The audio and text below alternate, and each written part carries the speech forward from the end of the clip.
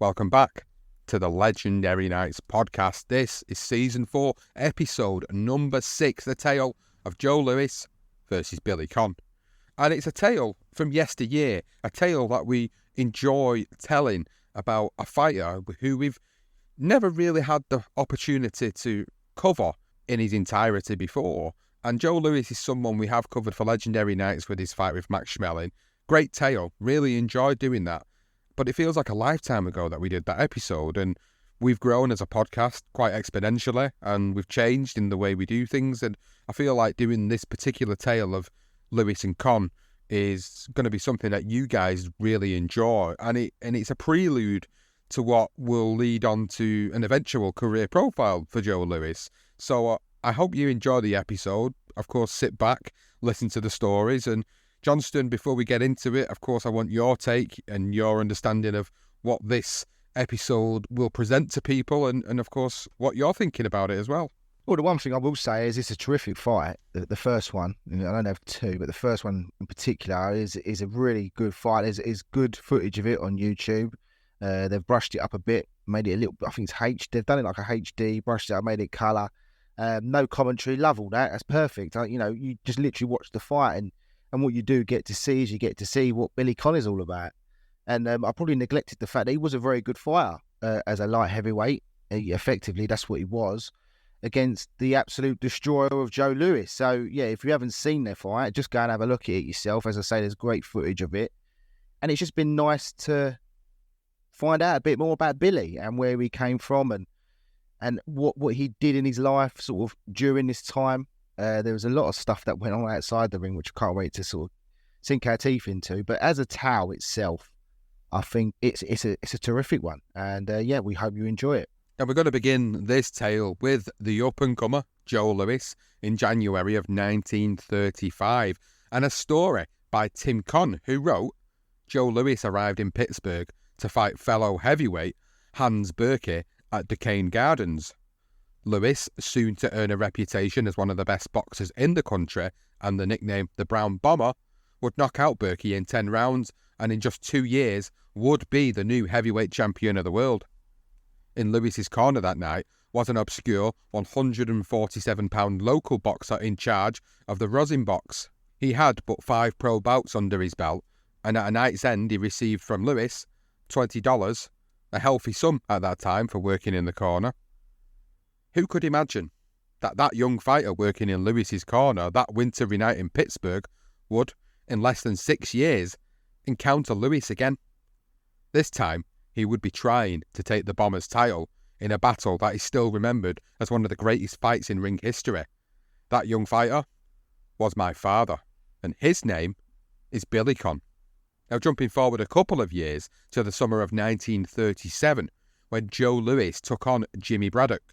Now, this was the first mixed race heavyweight title fight since Jack Johnson's loss to Jess Willard 22 years earlier. Louis went on to knock out the Cinderella Man in 8 rounds in Chicago. That night, Joe Louis recorded his 27th knockout in 31 victories, demonstrating once again his unbelievable punching power and justifying his nickname, the Brown Bomber. Braddock admitted to reporters after the fight, "Nobody hits like Louis. When he hit me with that left-right combination, I could have stayed down on the canvas for 3 weeks." It took Braddock's handlers a full 2 minutes to revive their fallen champion. Well, others also felt Louis's power. In 1935, he left Kingfish Levinsky on the canvas, pleading with the referee, "Don't let him hit me again." Then One Punch in 1935 also punished Paulinho Uzquidun's gold tooth through his mouthpiece. And that same year, Max Baer was blasted out in 4 rounds, the first knockout he suffered in his lengthy boxing career. In 1938, the champion's power paralysed Max Schmeling, leaving the German screaming in pain. And of course, as you said, Sean, we have done a Legendary Nights episode on Louis and Schmeling. So for more information, please go back and have a listen to that. It is definitely one of our favourites, and we highly recommend it. So we are now going to briefly summarise what happened after this fight and begin our tale of Louis Conn from January 1939. So, in Lewis's last fight in 1938, an estimated 500,000 people poured into the New York City streets following Lewis's electric first-round knockout of Schmeling in the Yankee Stadium. Now, to say this bout was loaded with so many undertones would be a complete understatement. Even its radio audience included US President Franklin D. Roosevelt and the Nazi Führer Adolf Hitler. Delirious fans and delighted worshippers banged on tin pots and dustbin lids and stopped the traffic from 116th to 145th Streets and hung out homemade banners declaring, "The black race is supreme tonight."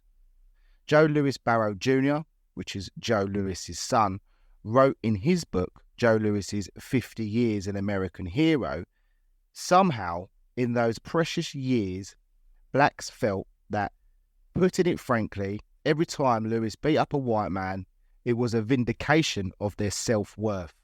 And Jerry Moore, who would grow up to be a reverend on 19th Street Baptist Church in Washington, D.C., told Joe Louis Barrow Jr., best of all, he could do it legally. So before we catch up with Joe Louis in 1939, we're going to run through where Billy Conn was at that point. Now, Billy's main trainer was Johnny Mooney Ray, a known alcoholic. Not that it bothered Conn, because he said Mooney was quiet, but he was a Michelangelo as a teacher.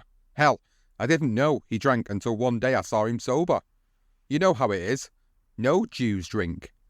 I get the one who does. Only, I tell you one thing, Johnny Ray knew more about boxing drunk than anybody else did sober. Now, they never had a contract, but no other man ever managed Conn. They had a chemistry that no other man could replicate. They would scream at each other regularly, and do forgive some of the racial remarks, because this is how they would talk to each other. Billy would say, "I'm glad we ain't got a contract, you dumb Mick son of a bitch." Ray would then yell back, "Because maybe I'll get lucky, and somebody even dumber than you will steal you from me." Billy would reply back, "Yeah, you rummy Jew bastard." It was like that, right to the end. Ray even told the mob to back off when they tried to muscle in later in his career. He feared no man. Now, although it may not seem like it, they generally had respect and love for one another. As Tim Conn mentioned earlier, Irish-American Billy Conn started his boxing career as a welterweight in 1935, and he was not an overnight sensation, losing 6 of his first 14 fights. But he persevered, and was soon a contender for the middleweight title. He put together a 27-fight unbeaten streak that included victories over champions like Fritzy Zivic, Vince Dundee, Teddy Yarosh, and Babe Briscoe.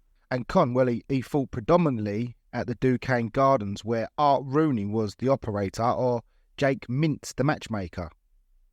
When he won his 23rd fight in a row over a black powerhouse named Oscar Rankins, who knocked Billy down in the 8th with such a stiff thump that Conn admitted, "I didn't know I'd won until I read it the next day in the paper." Years later, when Joe Louis actually heard that Conn had fought Rankins, he actually said to Billy, "The people who managed you must not have liked you very much. Nobody would let me fight that son of a bitch."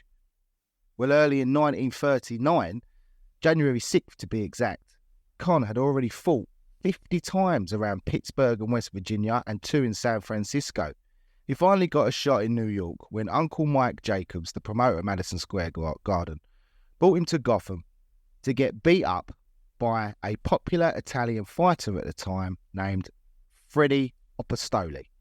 Now, it was Conn who actually went on to beat Opistoli in 10 rounds, and the Associated Press wrote on this fight. They said Billy Conn nipped Fred Opistoli in as wild and woolly a 10-round punch party at MSG's Fistic Arena has seen in years. Referee Billy Kavanagh and both judges voted unanimously for the 21-year-old Pennsylvanian, although Opistoli was the more aggressive throughout and threw the more effective punches. From start to finish, the blistering action had the crowd roaring as the two clouters tore into each other. In the second and third heats especially, Apostoli had difficulty getting inside Billy's long, looping left, and throughout the battle, This blow piled up valuable points for Billy Conn. So they had a rematch, and the rematch came a month later in front of 19,000 fans who packed out the Madison Square Garden, and once again, he beat Freddie Apostoli in a 15-round bloodbath. Conn's favourite photograph is a photo of himself bandaged and stitched after he won the rematch with Apostoli. The headline read, "If this is the winner, what does the loser look like?" Conn would laugh at that, and years later he spoke with great affection about the fighters who did him the most damage. Conn was paid more than $10,000 for the second Apostoli fight, and to him that was a very big deal. He said, "I had heard there was that much money in the world, but I was always puzzled just how to get it. Now I know." Those wars made him a big attraction among the Pittsburgh natives. The action-packed contest added to Conn's charm with the fans. Now, while Conn was popular, he wasn't quite as famous as Joe Louis.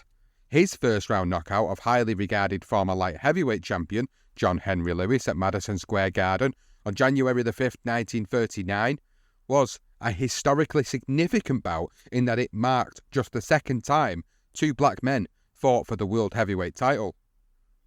The first was when Jack Johnson faced a battling Jim Johnson.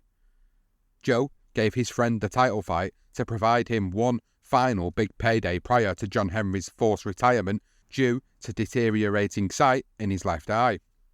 Now, due to the pace of Lewis's title defences combined with his convincing wins, his opponents earned the collective nickname Bum of the Month Club. Henry Lewis is normally added to that list, but he was better than that tagline. He was much better.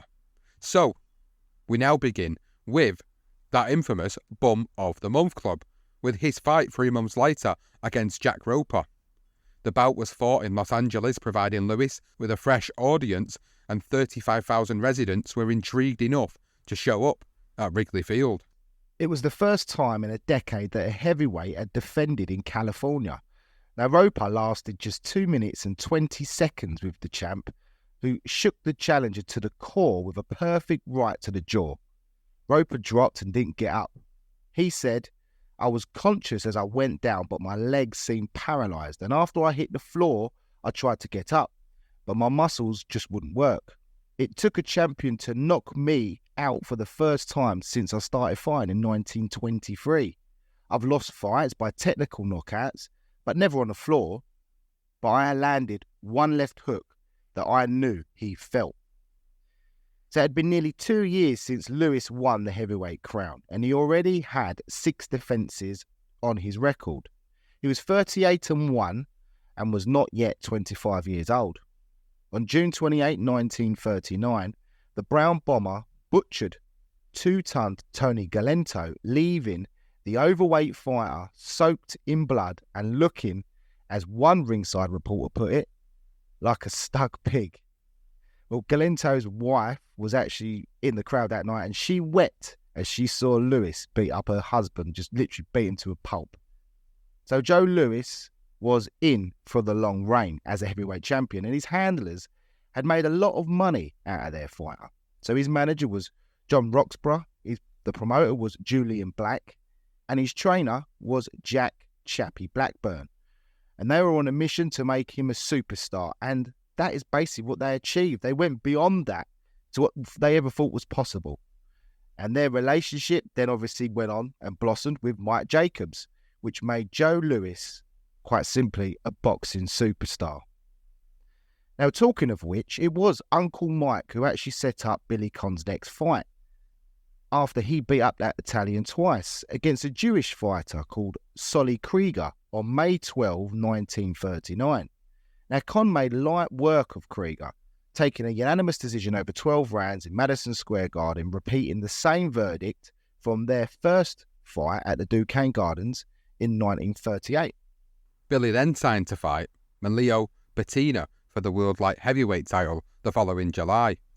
Suddenly, Conn was the hottest thing in Pittsburgh, in and outside the ring.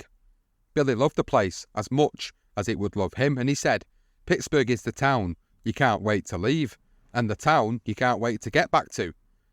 Billy was known to be full of fun, free, white and almost 21, now with plenty of money to burn. He decided to head down to Greenfield, Jimmy Smith's place, for a night out. Smith was a former baseball player who ran some speakeasies back in the day, and then ultimately the Bachelor's Club, which was a classy joint in town, located in the East Liberty section of Pittsburgh, or Sliberty, as it's pronounced in the slurred slang of the community. Billy arrived at Greenfield Jimmy's place down the Jersey Shore in a Cadillac driven by a chauffeur. Smith was a fan and eager to introduce his family to Billy Conn, the famous Irish Pittsburgh boxer. He was Irish too. He thought it was a really good idea when Billy volunteered to take Mary Louise, his youngest daughter, then 15, out to dinner that evening. What Greenfield Jimmy didn't foresee was that before the evening was over, Billy Conn would turn to his pretty little date and say, "I'm going to marry you." Mary Louise managed to stammer back, "You're crazy." She remembered what her father advised her, that all prize fighters were punchy. Only it surprised her that one so young and good-looking could be that way. In fact, Billy wasn't punchy at all. He had just fallen in love and would fight quite literally to make her his wife. So it's probably a good time to briefly move over to Joe Louis, who had a different type of love life. Now, although Billy Conn may have found the love of his life, Joe was married to Marva Trotter in 1935, but not the type of guy to stay with just one woman. Now, on a whim, he would simply take off and he would not return for a good 2 weeks or even longer. It was a pattern that he had formed in the early 1940s. Now, Joe would get up one morning, he'd go out on some task or whatever, or just to visit a friend, then simply disappear for a few days or even weeks. He had lovers in Detroit, Chicago, Toledo, New York, and various other cities across the country. Some were penniless showgirls, others were wealthy society women. Most were black, some were white.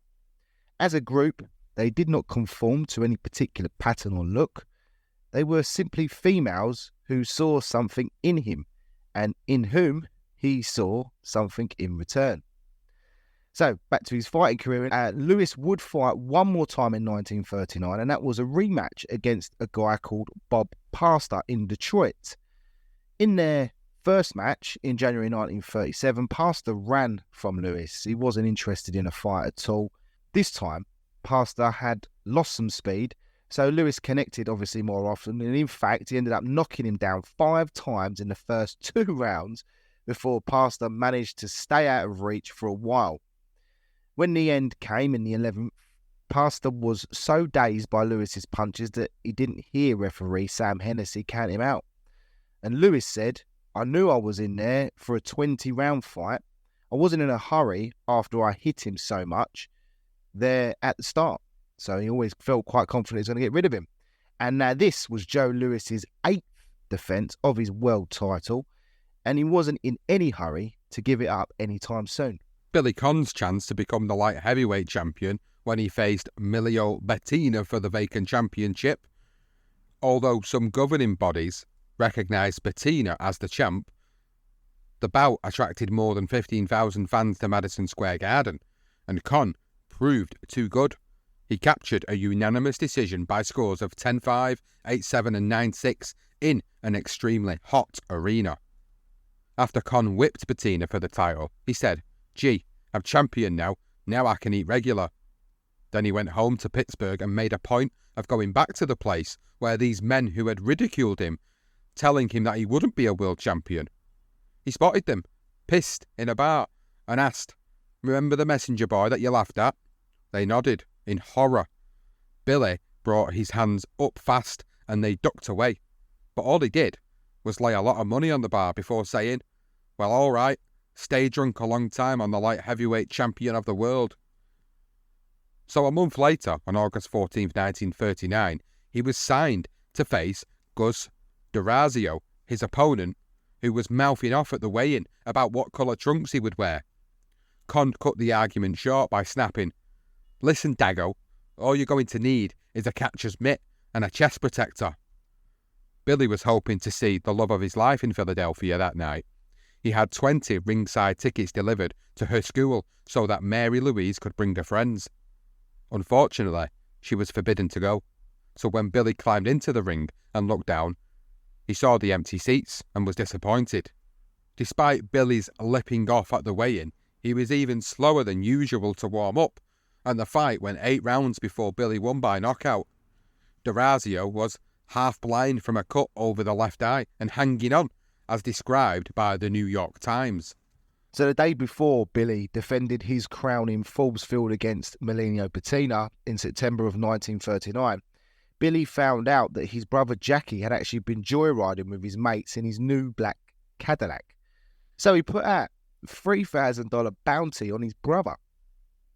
Now, when he caught up with him, he quite simply beat his ass in the garage. Jackie actually surrendered. He said, "Okay, get it over." And he laid out his chin for Billy to have a free hit. And Billy whacked him, sent Jackie sliding down the wall. At that moment, Johnny Ray, Uncle Mike, and the police burst in, all of them in absolute disbelief that Billy would get into a dust-up right before a championship fight. They were much relieved to discover that the blood all over the wall wasn't from Billy, it was from Jackie. Billy apparently just wiped himself clean and went on to outpoint Patina in 15 rounds in their rematch.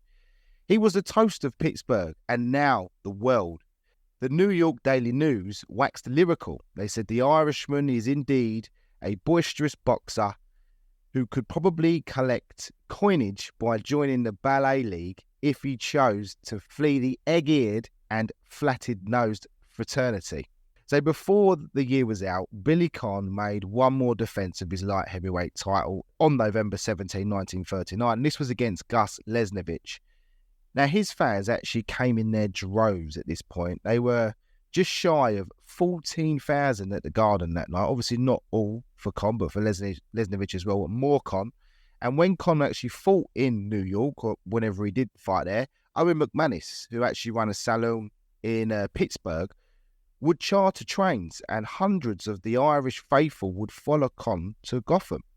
They called it the Ham and Cabbage Special. That's what they called this chartered train.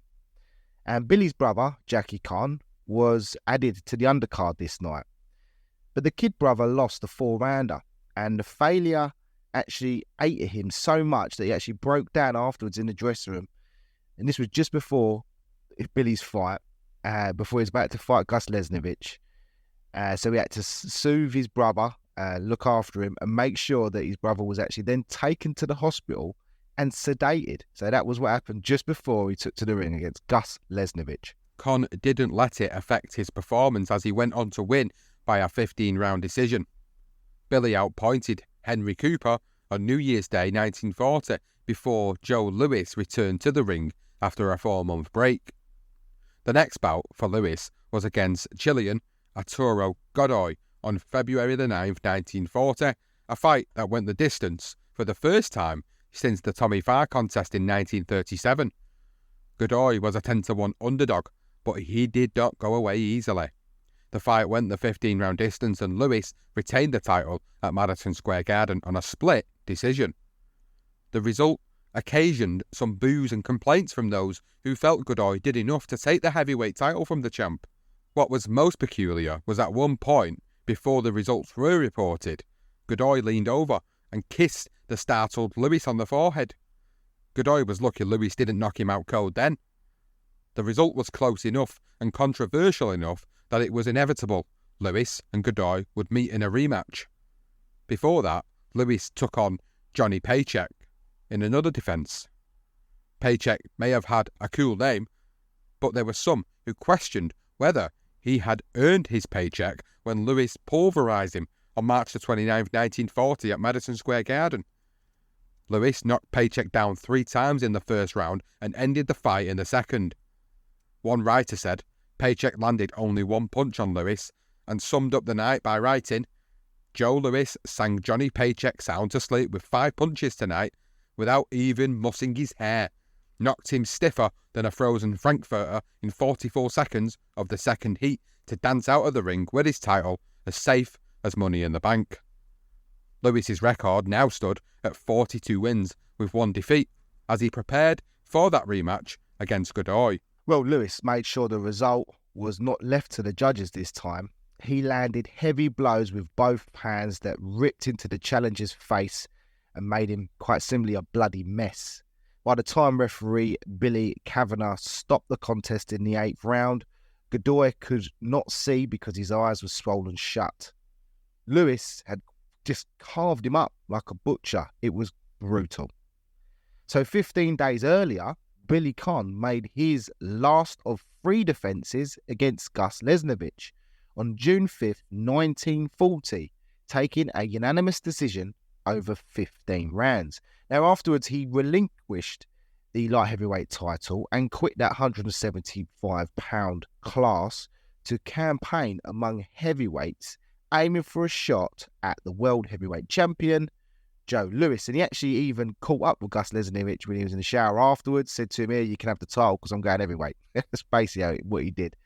He weren't messing around. And boxing historian William Dutloff actually said he was a wonderful 175-pound champion who made 3 defences against good competition before realising his quickness and skill could make an awful lot of heavyweights look silly and at the same time line his pockets green.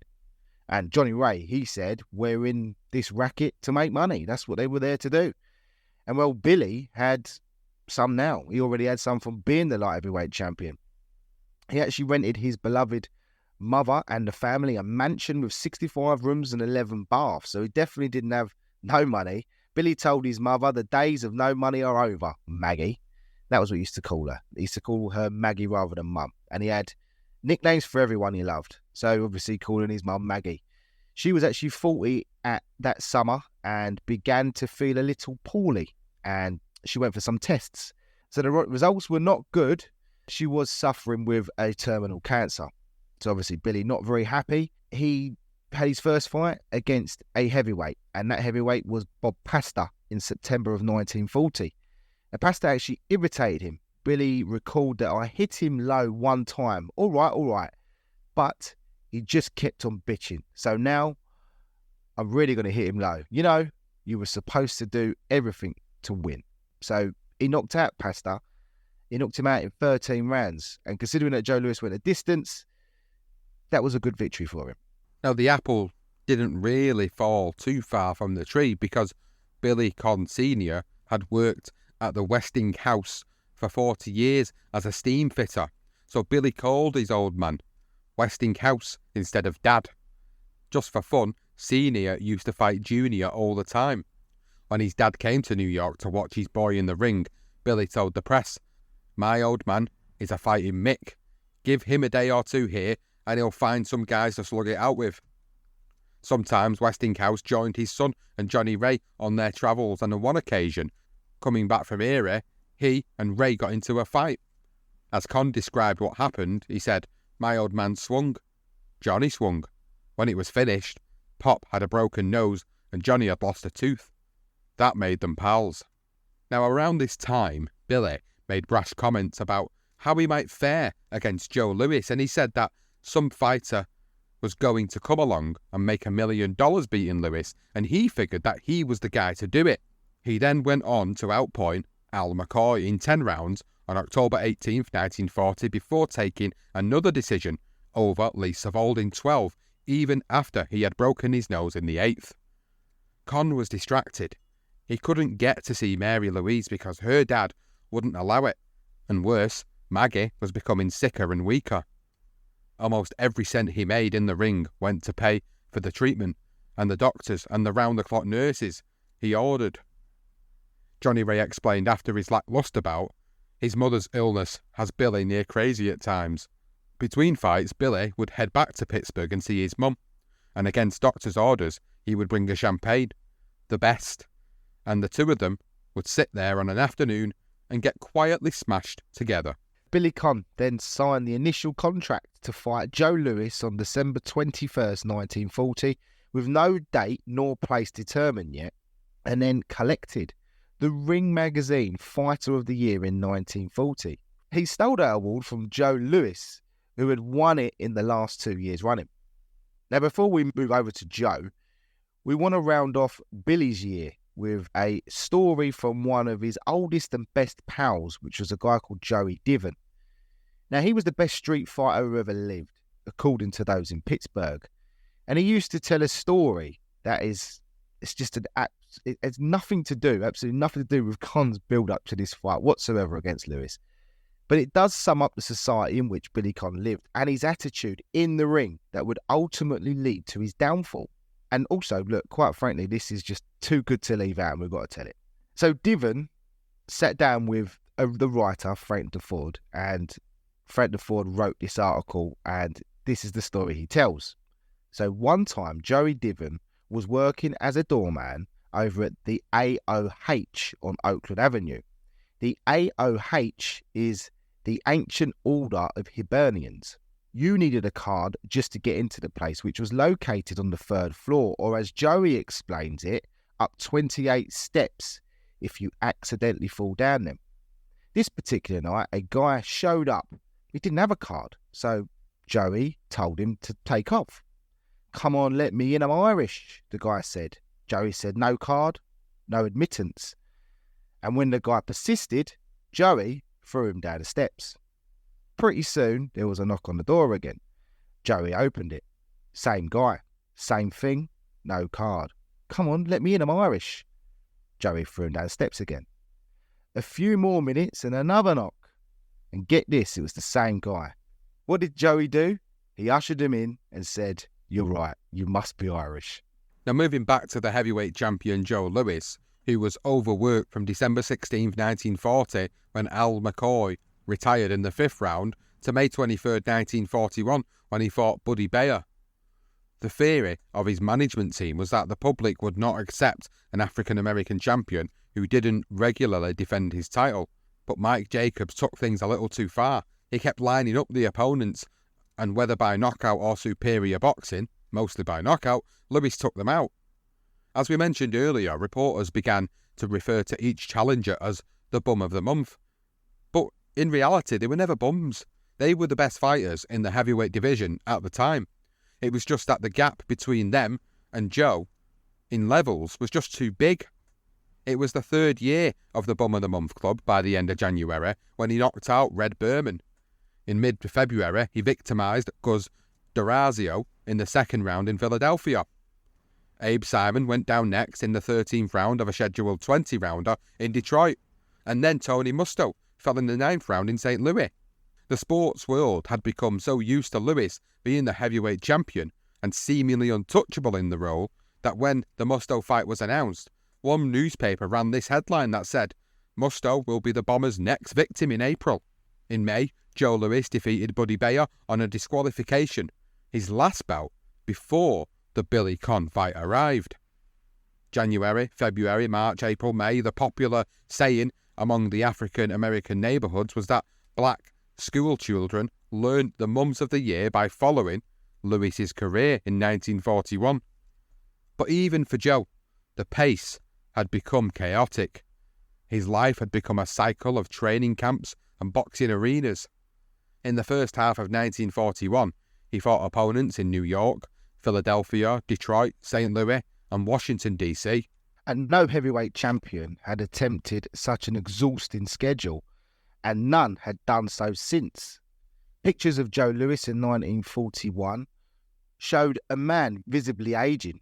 His hair had thinned, his waist had thickened, and his face was showing tiredness. The look of a fighter who had just stepped into too many rings on too many occasions. The reason for this dramatic activity was down to none other than Uncle Mike Jacobs. Now, Mike, John Roxburgh, and Julian Black, as we said, controlled his career and made him the most important fighter in the world. Lewis's purses reflected the trio's success. So $240,833 for the Max Baer fight, $140,959 for the first Max Smelling contest, and $349,228 for the Max Smelling rematch. But Lewis's purses for his first 5 matches in 1941 totaled less than $120,000. So the reason for this hectic schedule was for one reason, the war, and it was imminent. And Jacobs knew it. All he had to do was pick up the daily newspapers to work it out. He also knew that once the United States entered the war, Lewis's title would be worthless. So Joe Louis fought 5 defences in 5 months and a sixth against Billy Conn was scheduled for one summer's night in New York. Incredibly, even with his frantic schedule in the ring, Joe Louis still managed to pursue his other love, which was golf, and spend more money than he was earning. He gave and gambled plenty of it away, as Louis later recalled. I was betting heavily on the game, but damn, I was losing a lot of money. And according to his friend Sonny Wilson, Joe had actually developed an addiction to that little white ball, and Wilson said he was like a man with alcohol. It was an addiction. Now, on top of that, he actually invested poorly in expensive properties, restaurants, and whatever else he could buy. He bought horses, he bought some mansion, all of which were terribly mismanaged, sending his money into an endless abyss as it evaporated rapidly. While Joe continued to fight and win one fight after another and spend money like no tomorrow, Billy Conn was busy preparing for their showdown by fighting various different heavyweights. On February the 27th, 1941, he stopped Ira Hughes in 4 rounds. In March, he knocked out Danny Hassett in 5, and then a month later, Gunnar Barland was stopped before the 8th round began. The fight date and venue for the Louis-Conn fight was finally set for June 18th, 1941 at the Polo Grounds, and Uncle Mike Jacobs began to beat the biggest drums for Conn, even as Louis kept travelling the land beating up bums of the month. Incredibly, 27,000 people showed up at Forbes Field to watch Conn's final tune-up on May the 6th, 1941 against Buddy Knox. Billy recorded his 4th knockout in 4 fights when he knocked Knox down 3 times in the 7th, forcing his corner to stop the fight as the bell rang to begin the 8th. A couple of days after he beat Knox, Billy drove Mary Louise to Brookville, way north out of Pittsburgh, and took out a marriage license. She was 18 now, and Greenfield Jimmy couldn't change her plans anymore. But she and Billy were good Catholic kids, and they wanted to be married in the church. Greenfield Jimmy heard, and he raged. I'm just trying to raise a decent family, and I know where these boxers end up. He said he would punch Billy's lights out if they crossed paths, and then went directly to the church where the bishop lived in Pittsburgh. He banged on the door and said there had better not be any priest anywhere in Pennsylvania who would marry his daughter to the pug. The next Saturday, Billy left his training camp and went to a nearby parish named St. Philomena's. He and Mary Louise had someone who had promised to marry them at the altar at 9:30 in the morning. So an excited crowd had gathered for the wedding, but the priests sided with Greenfield Jimmy, and after a couple of hours of arguing, somebody came out and told the people there won't be any June wedding at all. Billy was gutted, but in need of preparing for Joe Louis, so Billy went back to training as an unmarried man. Although he had dramas outside the ring, he was still in a confident mood, even after the delayed marriage, because he had beaten 7 straight heavyweights, he said. They're easier to hit than the smaller guys. So now we're going to move into the build-up of this fight. Now, between the Irishman and the Brown Bomber, who were poised to do battle in what would become one of the best heavyweight fights ever. Now, while America prepared itself for the massive event, there was a lingering backdrop of the Nazis making their move toward Russia and approving their attack with Japan on Pearl Harbor. Now, while Billy Conn worked out at the Pompton Lakes in New Jersey training camp, he would always hurry back to attend to his mother's bedside in Pittsburgh. But for the last time Billy left camp, a few days before the bout, to see his mother, he probably didn't realise how close she was to death. She was close to the end, because she kept the news from him. And Maggie told everyone else in the family, listen, I've got to live a little longer and I can't worry Billy. And Frank DeFord wrote a wonderful piece for Sports Illustrated called The Boxer and the Blonde, which first appeared in the June 17, 1985 issue. All the information he got came predominantly from Billy and Louise, as well as adding his own writing techniques to the whole story. Now, we have already taken snippets from this beautifully crafted piece and used it within our tale of Louis-Conn. This next part is movie-like and was told by Billy to Frank. And it reads, he couldn't bring her champagne this time. Instead, he brought her a beautiful diamond bracelet and he gave it to her. He said, Maggie, this is for you.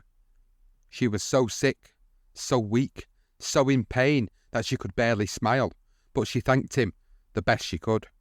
And then she pushed it back, telling her son, "Oh, it's so beautiful, Billy, but don't give it to me. Give it to Mary Louise." Maggie told him that he was to marry her no matter what Greenfield Jimmy said. Billy nodded. He couldn't stay. He kissed her and got ready to leave, but not before saying, "Maggie, I gotta go now, but the next time you see me, I'll be the heavyweight champion of the world." Maggie smiled one more time. "No, son," she said, "the next time I see you, we'll be in paradise." Now, the night before the fight, Billy hardly slept at all, and he always slept. Sometimes he would even lie down in the locker room while the undercard bouts were being fought and doze right off just minutes before he had to go out into the ring. But this whole night, he barely got 40 winks, and he wasn't even worrying about getting in the ring with Joe Louis. He was, of course, worrying about Maggie. The Pittsburgh Kid was 23 when he agreed to meet Joe Louis in the ring. The champ had turned 27 a month earlier and had gained an aura of invincibility about himself. Now, while Conn stood just over 6'1", the same as Louis, he was naturally a smaller man. His reach was shorter, his chest smaller, his biceps smaller, and his weight, no matter how much of his beloved Mary Louise's cooking he devoured, it was not going to help him grow much bigger than a light heavyweight. And Conn had a passionate following, especially among his Irish buddies, and to them he was like a living four-leaf clover. In the weeks leading up to the fight, Billy Conn Sr. was actually nearer 50 at the time. He actually got arrested and fined for street fighting, not the sort of distraction Billy Jr. needed, although he very rarely took his eye off the ball, even if there were issues outside the ring. So the fight date approached. Joe Louis admitted to feeling some discomfort about the likely weight disparity between the two men. Joe had wanted to fight a man who looked like and weighed in as a heavyweight, and he had visions of weighing about 202 pounds and Conn 172 or less, which would have been a huge weight difference. And Louis said, "This would make me feel like I was a bully taking advantage of a smaller man." In fact, he was so worried about the weight comparison that rather than rest the day before the fight, Joe said he actually trained as usual, which annoyed obviously trainer Chappie Blackburn. And Louis recalled that Chappie was as mad as hell. "I dieted and drank as little water as possible. I made it to the weigh-in without any breakfast and I felt like shit. I had no pep, and as soon as I got to Edgecombe Avenue, my chef, Bill Bottoms, had a really good meal ready for me. Steak, black-eyed peas and salad. He knew I needed pumping up." So moving into the weigh-in, which took place on June 18, 1941, both fighters agreed to meet at the basement of the New York State Athletic Commission office for their official weigh-ins. Now, Billy arrived first and was asked if he felt fit and in good health, and he told the national radio audience, "I feel good, really swell." Johnny Ray and trainer Freddie Farrow and the rest of Conn's team had arrived at that Athletic Commission office for the weigh-in at 11:45 a.m. Of course, 15 minutes before the scheduled weigh-in at noon. As noon approached, Louis was running late, maybe due to spending the morning training. Conn, meanwhile, was running out of patience, and he turned to General John Phelan, chairman of the New York Boxing Commission, and asked, "Where's that Louis?" Conn told Phelan, "I was told to be here at noon. I was 15 minutes early." Phelan suggested that they wait for Louis, but Billy recalled what he thought of that reply. He said, "Louis is just another guy." While they waited, Dr. William Walker took Billy's vitals. Conn's pulse was 64, his blood pressure 128/70. Freddie Farrow recalled in a 1956 article in Boxing and Wrestling magazine, Billy's pulse was perfectly normal. He wasn't the least bit nervous. This was a big switch because of all of Joe's previous opponents. Well, they were scared to death and usually died at the weigh-in. Billy then stripped down to his dark purple trunks and stepped on the scales. Promoter Mike Jacobs was shocked when Conn weighed in at 169 pounds, 11 pounds lighter than what he scaled just 3 weeks earlier against Buddy Knox. Knowing the odds were stacked in Lewis's favour at 17-5 and 8-5 by knockout, and fearing fans would consider Conn too small to stand up to the Bomber's power, the promoter promptly announced the challenger's official weight as £174. He then told reporters, "I'm in great shape. I'll give him more fight than he ever got before." And then Conn added defiantly, "I'll beat him." Tim Conn, Billy's oldest son, recalls his father telling him that Uncle Mike believed Billy's actual weight would have negatively impacted the attendance at the polo grounds that night, and he remembered, "Dad always told me he weighed £169 for the first Lewis fight. Mike Jacobs said Dad weighed 174, otherwise not as many people would come to see the fight, and that would have hurt the gape." Lewis, at this point, was still nowhere to be seen, and Billy wasn't one to stick around. He simply said, "I'm not going to wait for him." And Johnny Ray agreed. He said, "Lewis ain't going to make no chump out of us. We were here at 12 o'clock, we weighed, and we're leaving." And wouldn't you know it, at that moment, an air of excitement filled the building because Joe Lewis had arrived. He arrived with his entourage of co-managers Julian Black and John Roxburgh, and trainer Chappie Blackburn, and the assistant trainer Manny Seaman. Lewis and Conn actually passed each other in the office. Yet even though the champion and the challenger were close to one another, in truth, it was reported that they nearly brushed shoulders. No words were exchanged. While Joe's handlers explained that the champion had been delayed by New York traffic, Lewis stripped down to his black boxing trunks and stepped forward to be weighed. The Bomber watched calmly as the scale moved back and forth. Some said he actually stopped on 202, very close to the fighting weight he maintained for years. Yet there were allegations that Uncle Mike, wary of the weight difference, intervened again, announcing Lewis's weight as 199.5 pounds to make the official difference 25.5 pounds rather than a more alarming 33 pounds. Panicking by the difference in weight, Jacobs reportedly mumbled at the weigh-in, "This is homicide."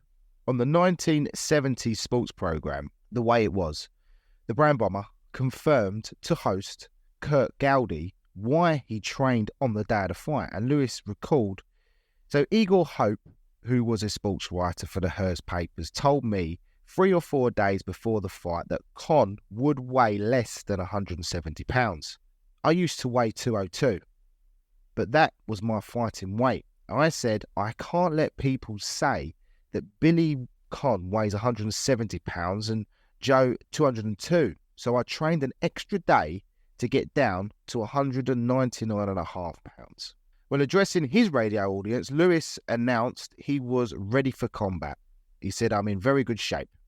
And Conn told reporters Lewis was now slow moving, which Lewis then stepped back in response, "That Conn boy talks too much." After their very short verbal exchange, Conn went back to his hotel so he could get some rest, although he would get as much as he wanted. But we'll come to that in a minute. A theme the sports writers built up and focused on was how quick Conn's hands and feet were, forcing Lewis to be frequently asked if he would be able to catch the smaller man. Lewis uttered one of the most famous lines in boxing history, and indeed all of sports history, to analyse the situation when he said, "He can run, but he can't hide." Former heavyweight champion Jack Dempsey previewed the coming confrontation in Liberty magazine, and he wrote that Conn had the skill and science to outpoint Lewis over 15 rounds and take his title. Conn could beat Lewis, Dempsey said, but only if the Kid kept his cool and refrained from rushing into a slugging match with the Bomber. Ultimately, Dempsey didn't think Conn could avoid such a scenario. "Billy," he wrote, "has too much Irish in him," a phrase that best described what we would witness in the ring. The nation's sporting press had their say also, and most favoured Lewis. Damon Runyon was the most prominent sports writer who picked Conn. Renowned writer Grantland Rice previewed the bout by noting that Conn had never faced as powerful a puncher as the hammer-fisted Lewis, and that Joe had never encountered a boxer the equal of Billy. Historically, Lewis was the lineal descendant of sluggers John L. Sullivan, Jim Jeffries and Jack Dempsey. Conn was more similar in style to the crafty gentleman Jim Corbett or Jack Johnson or even Gene Tunney. The collision of contrasting styles, the classic confrontation of boxer versus puncher, a legendary big man against a legendary little man, it quickened the pulse of the public's interest. So much so that ticket sales were rapid. 54,487 seats were sold in less than 3 weeks. Conn's trainer Pharaoh noted at the weigh-in that 5,000 fans filled the streets just to get a look at Lewis and Conn. They could feel something special in the air that day. Some 6,000 Conn supporters from the Still City boarded specially chartered trains bound for the Big Apple. The trains filled with Conn fans rode the Shamrock and the Ham and Cabbage, both chartered by Pittsburgh restaurateur Owen McManus. In a case of irony, another chartered train also bore a name, and that name was Brown Bomber. The Conn contingent had converged on the streets of New York several days prior to the fight. The Pittsburghers were a rough and wild bunch. They dressed like it was St. Patrick's Day, wearing leprechaun hats, dangling clay pipes from their lips and carrying paper shamrocks. They filled the New York City streets and bars, downing pints of beer and shots of whiskey, bragging in their Pittsburgh accent about their hometown boy and providing a colourful counterbalance to the large Joe Louis following, known for making its presence felt throughout New York's 5 boroughs on fight nights especially. Celebrations in black communities following Lewis's many victories were so wild, they were said by writer Ben Davis Jr. to combine a dozen Harlem Christmases, a score of New Year's Eves, and a bushel of July 4ths. Now, race remained a big part of boxing in 1941. Joe Louis was just the second black man to hold sport's most celebrated title. The first, of course, was Jack Johnson. But having mixed race fights had become a bit of a niche that boxing promoters would routinely seek out these racial bouts in their matchmaking, knowing that fights between blacks and whites, or Irish and Italians, or Jewish and Germans would make more money. Louis would be making his record 18th defence of his title against the white Billy Conn. All but one of Joe's previous 17 title defences had been against white fighters. Reverend Moore recalled that in the summer of 1941, talk of a great white hope had again emerged. He told Joe Louis Barrow Jr. if Billy Conn could do his thing on Joe Louis, it would re-establish the supremacy of the white man. This was unspoken, but you could feel it everywhere. Joe Louis Barrow Jr. agreed, and he said, "My father was a national hero, but only up to a point. He was still a black man." Back to the day of the fight, and Billy Conn couldn't help himself. He went outside to join his thousands of fans until Jimmy finally got him back to his hotel room. Probably still filled with adrenaline, his brother Jackie walked in, wearing a zoot suit and smoking a big cigar. Naturally, he and Billy started wrestling with each other all over the suite, driving Freddie Fierro nuts. At last, Freddie was able to separate them, but Billy still couldn't sleep, so he looked in on Jackie and saw him snoring with his mouth open. He called down to the room service, ordered a seltzer bottle, and squirted it right into his sleeping brother's mouth. Jackie woke up and chased Billy into the hall. Billy was laughing, and he wasn't wearing anything but his shorts. Soon enough, as with all brothers, the two Conns were fighting. Johnny Ray and Freddie Fierro soon broke it up. They needed to, because Billy could have gotten hurt just before the biggest fight of his career. Billy fought his younger brother Jackie regularly, who was apparently a terrific street fighter. One time, Jimmy Cannon wrote that if the ring in Madison Square Garden were made of cobblestones, it would be Jackie Conn, not Billy, who would be the champion of the world. A night or so after Cannon's tribute appeared in the paper, Jackie strolled into Toots Shaw's and took a seat at the bar. Another little side story here, and while Jackie sat there accepting compliments from other patrons, a stranger walks over to him and asks if he were indeed Jackie Conn, the street fighting champion of the world. And Jackie replied that indeed he was, whereupon the stranger decked him, sending Jackie crashing to the floor of Toots Shaw's salon. "Now I'm the champion," the guy said. Of course, as far as this story goes, the real street fighting champion was the other Irishman, Irish-American, I should say, Joey Diven. But back in Pittsburgh, the Pirates had actually scheduled one of their few night games for the evening of June 18. But they knew everybody wanted to stay at home and listen to the fight on the radio. So the Pirates actually announced that they would honour their native son when the fight began by suspending the game and playing the radio broadcast over the public address system. Now, the announcement actually drew a crowd of 24,738, which was a complete stark contrast to the previous day's paltry attendance that was just 1,586. The announcement drew a crowd of 24,738, a stark contrast to the previous day's paltry attendance of just 1,586 for the 9:15 p.m. first pitch. The spike in attendance was proof that in the summer of 1941, Billy Conn owned the town. He was Pittsburgh, and baseball came to a halt. Most of America did too. Maybe the only person not listening was actually Maggie. She was actually so sick that doctors wouldn't let her. So Joe Louis Barrow Jr. said in those days, the most powerful individual in the world was the heavyweight boxing champion in the world. When the heavyweight championship was fought, millions upon millions of people listened simultaneously by their radios all across the world. Joe Louis had 25 straight knockout wins, and he was seeking his 50th victory against just one defeat.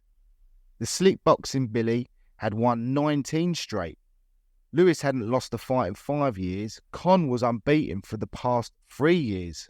On fight night, more than 5,000 sports writers from around the world filled into the stadium, the Polo Grounds. Louis versus Conn succeeded in transcending sports. It wasn't just a fight, it was an event. America's rich and famous converged upon the horseshoe-shaped ballpark. Boxers at ringside were welterweight champ Fritzy Zivic, former ring champs Dempsey, Braddock and Tony Canzonera, and even former bantamweight champ Pete Herman, who was blind. He made the trip from New Orleans to New York just so he could witness the big fight. Bob Hope, Al Jolson, Barbara Stanwyck, Robert Taylor and Burgess Meredith, who would go on to play the fictional Rocky Balboa trainer, Mickey, in the film franchise, represented Hollywood. The entertainers joined J. Edgar Hoover in the ringside section that reached from the ring apron to several rows back. Steelers owner Art Rooney, a close friend of Conn, was part of a Pittsburgh contingent that included several politicians. General George C. Marshall, ranking officer of the U.S. Army, was among the more notable attendees at ringside. Nat Fleischer, editor of the Ring magazine, thought Louis versus Conn proved once again the tremendous impact a big fight has on the public, and he wrote, "Even in one of the crucial periods in our American history, interest in the sport is still so great that throughout the entire war-torn world, untold millions listened avidly to the broadcast, and one of the largest crowds in many years, 54,487 people, paid the staggering sum of $451,743 to watch the contest." Fleischer added, "The ringside at every important bout is always well sprinkled with famous people, but the turnout of notables for the Louis Conn show was record-breaking. All fields of life were represented by their outstanding figures." Now, with clocks ticking towards 10 p.m. Eastern Standard Time, millions of fans turned their dials to the Mutual Radio Network. The broadcast would claim a rating of 56.4 million, the highest of any Mutual Radio program at that time. So we're going to move into the fight, and it began with a roar from an excited crowd, as you can imagine, at the first bell, and Don Dumfries' descriptive call of the opening seconds. He said they advanced to the centre of the ring. Conn, as expected, is dancing around. Louis is trying to crowd him into a corner. So from the start of the scheduled 15-rounder, Conn started slower than even he was accustomed to. When he fought for world titles, he rarely won any of the early rounds. He actually said himself, they don't matter. They counted, but they didn't matter. because that was the time you picked up the other guy's style. And Johnny Ray had put him in against every style. Now, Conn used his speed to try and stay clear of Lewis's big right, overhand right, and powerful left hook. He ducked a long right so awkwardly that he actually slipped and fell to one knee. Some believed that Lewis clicked him on the head, but referee Eddie Josephs disagreed and ruled it a slip. So the champ was the slugger and was actually the one who moved better. The first 3 minutes represented a feeling out occasion, a feeling out session, but Lewis landed more of the telling blows. By the second round, Lewis began thumping Conn's body, trying to wear down that smaller man, while the challenger probed out his jab, landing with left hands. He scored with those punches, but Lewis scored with the bigger blows. In his corner, Conn sat down, spat and said, "All right, Moon, here we go." Conn decided it was time to take more chances in the third round, and he began to land the better punches. He came out faster, he moved better, feinted with the left and drove home with a right hand. The crowd was thrilled as the duo traded exchanges, and Conn coming out on top. He even knocked Lewis into the ropes as the session came to a close. By the end of the third round, Conn was grinning at the champ, and he winked to Johnny Ray as he returned to the corner. The spectators were up on their feet, especially the ones who had a bet on Conn. It was more of the same for Conn in the fourth. The astonished crowd took in another extremely rare sight as Joe's knees actually buckled after Billy struck with two sharp rights. The challenger quickly followed up, clubbing Lewis with both fists to Lewis's midsection and jaw, forcing him to retreat. The champion missed wildly on several occasions, testament to Conn's quickness. Even though Conn was giving away £30, he chose to briefly slug with the slugger and once again came away the better in the exchanges. When the bell rang, he was laughing as he returned to his corner and he told Johnny, "This is a cinch." But in the very next round, the momentum then shifted dramatically and the fight went Joe's way as blood flowed from a nasty cut over the challenger's right eye. Joe connected with a heavy left to the body and seconds later a vicious hook to the jaw which staggered the challenger, who had difficulty finding his corner at the end of the session. Revived with smelling salts, Conn got back up to his toes in the sixth, but Lewis drew blood from a second slash and then caught the smaller man on the ropes and again pounded his ribs. The two champions exchanging heavy shots until the bell. At Forbes Field in Pittsburgh, the crowd went quiet, while Billy's relatives and friends listened in, worried that the end was near. Yet momentum began to shift in the seventh round as Conn kept searching and hitting Lewis to the body and occasionally to the head. Joe Lewis had lost his rhythm in the seventh and seemed shaken while he missed frequently. The challenger was constantly moving, his hand speed enabling him to infiltrate Lewis's defence as he stayed one step ahead of the champion. Conn had now regained authority in the eighth, moving back and away from Lewis's left, then ripping into the body or the head. Repeatedly, his left hand found Lewis's chin, and spectators recognised something unusual was happening. The former light heavyweight champion seemed capable of dethroning the heavyweight champion. Through the ninth, Conn continued to get the best of the exchanges as what began as a murmur in the crowd spread to a roar. Conn, feeling the atmosphere, grew cocky. "Joe, I got you," he snapped as he flicked a punch in for good measure on the champ's mouth. The Irishman from Pittsburgh was beginning to shove the brown bomber around the ring. Before walking back to his corner at the bell, he said, "Joe, you're in for a fight tonight." "I know it," replied the confused and clearly troubled Joe Lewis. The champ was rattled. Incredibly, Billy Conn had taken full command. The 10th, however, was all Joe Lewis's, who rallied back, blasting Conn with both fists, but credit to Billy, who was strong enough to still trade with the champ and actually fit enough to take Lewis's hardest punches. More tellingly, he didn't go down. He didn't even wobble and had set the tempo, forcing Lewis to submit to his game plan. It might even be argued that the bout was even after the first 10, but during the 11th, Billy Conn worked Lewis high and low and he hurt the champ. He used his excellent footwork to avoid Lewis's strongest punches, and he found angles to exploit the man that many said was too big and too strong for Irish Billy Conn. And then came the 12th, perhaps the most unforgettable of the fight.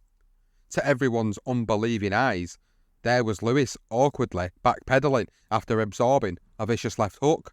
The crowd was on its feet and going berserk as the stands at the Polo Grounds trembled. For the first time in his reign as champion, Lewis was in full retreat, dazed and staggering, and no one was more grateful than the Brown Bomber when the bell finally rang. The crushing left hook that Conn landed would have finished off any man who didn't outweigh him by 30 pounds. The New York Herald Tribune reported in the casual, racist language of the time that Conn rained left hooks on Joe's dusky face. Conn had piled up the points and was a clear winner in this round, which put him up to 7-5 on one card and 7-4-1 on another, with the third being 6 apiece. The general belief going into the 13th round was that if he could fight a smart fight for the remaining few rounds, he would score the upset and become the new heavyweight champion. He was 9 minutes away from victory, and now he couldn't wait. However, the Herald Tribune wrote he wanted to finish the thing as Irishmen love to, and that was by knockout. To this point, Conn had executed a brilliant game plan. He boxed the way he wanted to, and he kept Lewis off him, avoided most of Lewis's power punches, and stayed nimble. Lewis was slumped in his corner. Jack Blackburn shook his head and rubbed him hard before saying, "You're losing. You've got to knock him out." Lewis wasn't blind. He knew. He admitted after the fight that he was very fatigued between the 8th and 12th rounds. In the other corner during the break, Conn and Johnny Ray conducted a conversation that alarmed the trainer. Yeah, so Billy Conn said, "This is easy. I can take this son of a bitch out this round." That was the ever-cocky Conn speaking with his gut feeling, and Johnny Ray saw things differently and gave him some sound advice. No, Billy, stick and run. You got the fight won. Stay away, kiddo. Just stick and run. Bell goes, and Conn's off.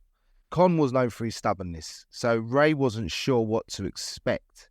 Was this just Conn talk, or was he going to try and knock out the exhausted Joe Lewis? Now, although bleeding from some cuts, Conn actually looked pretty fresh. Lewis, who was usually a very composed, efficient athlete, seemed out of sync and wary. But he had been studying Billy Conn for 12 rounds and hoped that his opponent would go for the kill. And he actually said himself, he said, "I'd been studying him all night, and I knew if he started to throw the long left hook, I had him." And then it happened. Billy tried to beat up the champ, but it was Lewis who got through the defences. And when he landed a monster right hand on the challenger's jaw, Billy recalled saying to himself at the time, "Fall, fall." He knew if he could just go down, clear his head, he would lose the round, but he could still save the day. Conn said, "But for some reason, I couldn't fall. I kept saying, fall, fall. But there I was, still standing up.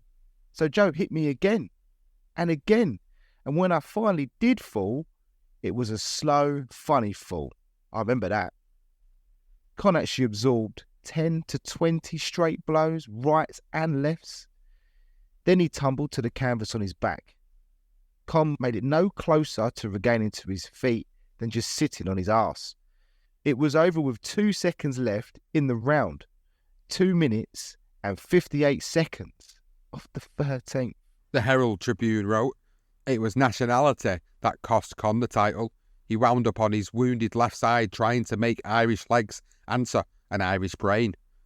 The esteemed Nat Fleischer at The Ring magazine said it was Conn's cockiness that did him in. He wrote, it was an uphill battle in which Billy came along at an amazing rate of speed to take the play away from the champion, and had he been able to continue to the end of the 15th, the odds were in his favour that he would have annexed the title. He was too game for his own good.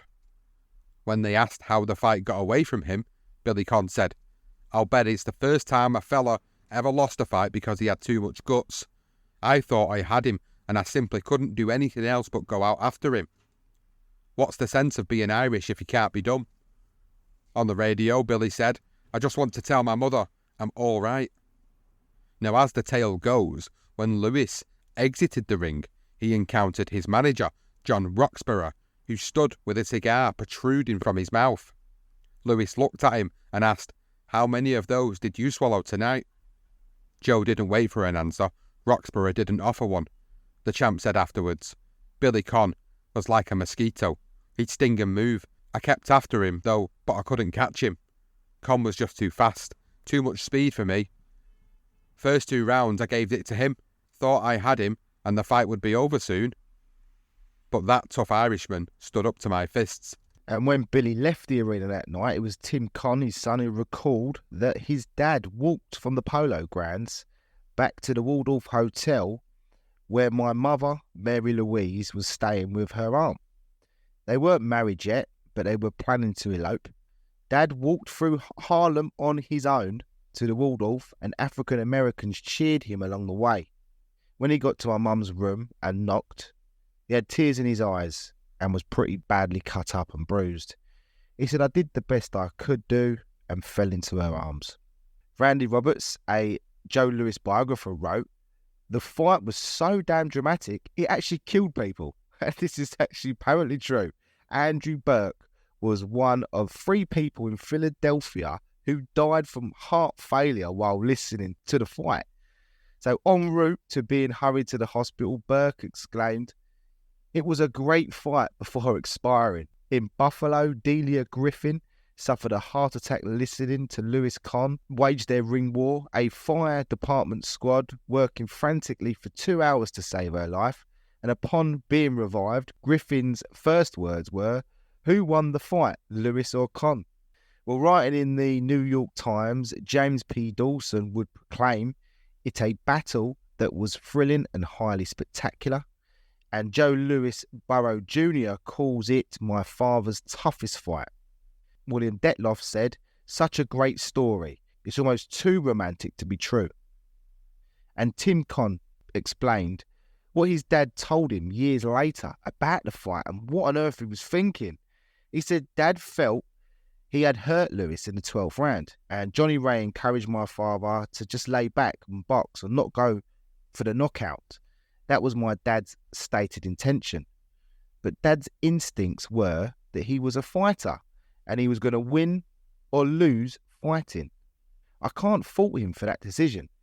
And even when asked later in life about his strategy, my father always responded that he would do it the same way again if given the chance. Moving away from the first fight and now moving straight into the build-up for the rematch, Billy's mum, Maggie, managed to survive a few more days after the fight, and Billy said she held on to see me leading Joe Louis in the stretch. He and Mary Louise finally got married the day after the funeral. They found a priest in Philly, and he didn't care about Greenfield Jimmy or the bishop or whoever. As Mary Louise said it, he just saw 2 young people very much in love. They had a friend with them who was the best man, and the cleaning lady at the church stood in as maid of honour. Greenfield Jimmy alerted the state police and all the newspapers when he heard what was going on, but Billy and Mary Louise were on their honeymoon in Jersey, man and wife, by the time anybody caught up with them. Michael Conn, their youngest child, said in 1985, "They're more in love than ever today, 44 years later." The Conns raised 3 boys and a girl at the house they bought in the summer in Squirrel Hill. Billy was shooting a movie called The Pittsburgh Kid, and in it, he played an Irish fighter from the Steel City. Basically, he played himself. Mary Louise was so pretty, the producers wanted at least to give her a bit part as a cigarette girl. But she was too bashful, and Billy wasn't crazy about the idea himself. Billy did so well that the powers that be asked him to stay around and star in the life story of Gentleman Jim Corbett. But the house in Squirrel Hill they bought was calling, and Mary Louise was pregnant, and she remembered, "We were just a couple of naive young kids from Pittsburgh, and we didn't like Hollywood." Sometime after the Joe Louis defeat, Billy Conn actually jokingly blamed the champion for his lack of consideration as to the reason for his loss. "If only Lewis had consented to have been outpointed," said the challenger, "Conn could have kept his title for 6 lucrative months and then lost it back to Lewis in a return contest. Lewis asked Billy, how are you going to hold the title for 6 months when you couldn't even hold it for 13 rounds? This is a great response. But moving away from boxing for the moment, we must bring to light the day of June 22nd, 1941, when German soldiers actually crossed the Soviet Union state border, betraying Joseph Stalin and the Molotov-Ribbentrop Pact, and in turn losing protection in the east and dragging the Soviet Union onto the Allies' side. Now, across the Atlantic, America was reluctant to get involved in the war at first, but that all changed at the Pearl Harbor Naval Base in Honolulu, Hawaii on December 7, 1941. Tensions had been high between the US and Japan for decades, and it was only a matter of time before this led to war. The bombs fell on American ships just 6 months after Joe Louis came from behind to knock out Billy Conn in the 13th round to keep his world title. The Japanese had launched a surprise attack when 353 Japanese aircrafts bombarded and destroyed 4 of 8 US battleships, killing 2,403 Americans and causing President Franklin D. Roosevelt to respond the very next day with a declaration of war against Japan. Days later, Germany and Italy, Japan's allies, responded by declaring war against the United States of America, and they were officially involved. Incensed by the attack on Pearl Harbor, everyday Americans enthusiastically supported the war effort and enrolled to join the fight. Joe Louis and Billy Conn would be among them. After Pearl Harbor, Conn fought 3 more times. The best he beat was Tony Zale on February the 13th, 1942, but even the fans in the Garden booed his efforts, taking a points decision against the middleweight. It didn't matter though, because all anybody cared about was a rematch with Joe Louis, even if both fighters were going into the service. Now, for a change, Joe Louis, Billy Conn, the boxing public and boxing officials agreed about the next move for the heavyweight championship. The Louis-Conn bout whetted appetites for even more. Everyone wanted to see the rematch, and the principals seemed ready, willing and able to do it all over again. The return was in the works for the summer, a year after the first meeting. It was looked upon as a great morale builder and diversion for a rattled America. And still, something interfered to prevent an immediate rematch. Billy and Mary Louise had a baby boy. They were certain Greenfield Jimmy would attend his christening, especially since this was his first grandchild. A mutual friend, Art Rooney, suggested that it was time to make peace between Conn and Greenfield Jimmy, and he said that Conn's father-in-law was prepared to let bygones be bygones if Conn went to his home. Billy had already enlisted in the services as a private first class in the Marine Corps. He was above a private but below a lance corporal. In the middle of May, Private First Class Conn got a 3-day pass to come home to the christening of his firstborn, Timmy. Art Rooney was the godfather, and he thought it would be the right time to patch things up, so he and Milton Jaff, Conn's business advisor, arranged a christening party at Smith's house, and they told Billy that his father-in-law was ready for peace talks.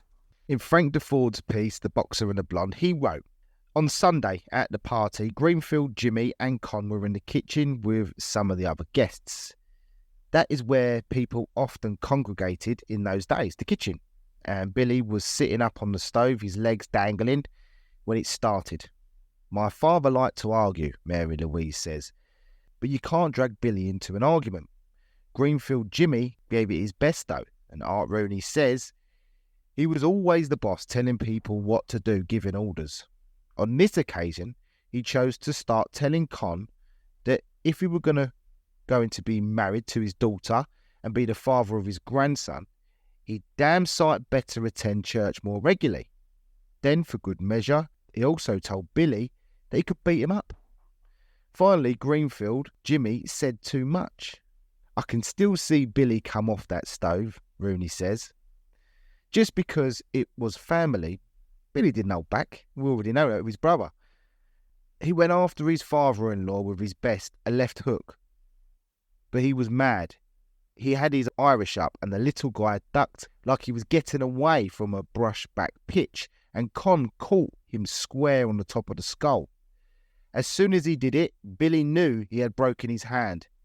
He had hurt himself worse against his father-in-law than he ever had against any bona fide professional in the ring.